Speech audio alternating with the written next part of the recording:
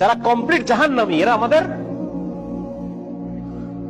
মানে বিনা হিসেবে জাহান্নামী যারা, এরা আমাদের মুসলমান ছেলেদের আইকন।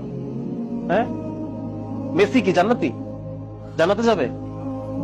মেসি যদি এখন এই অবস্থায় মারা যায়, তাহলে ও কিভাবে আমার আইকন হয়?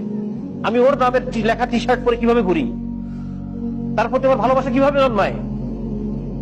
কিভাবে জন্মায়? আমি তো মুসলমানের সন্তান। আমার আইডল হওয়ার কথা ছিল মুহাম্মদ রাসূলুল্লাহ সাল্লাল্লাহু আলাইহি ওয়াসাল্লাম।